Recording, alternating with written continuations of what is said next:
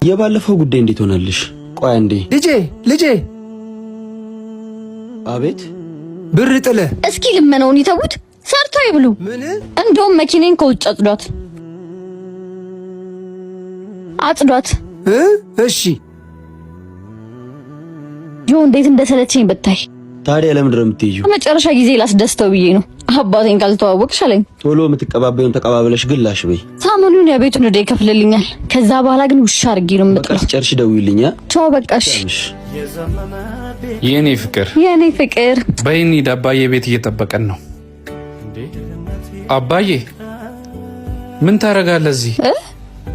እኚህ ናቸው አባት? አዎ ምን ነው እየለመኑ የሚኖሩ አባት ይዘነው ካላገባውሽ የምትለኝ? ምንድነው የምትይው አንቺ? ተው ልጄ ለማኝ አይደለው።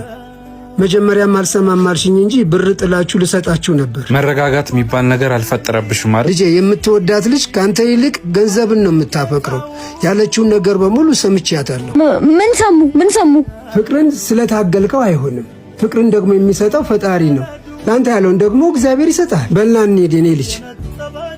እሺ ይቅርታ አድርጉልኝ። ይቅር ብለንሻል።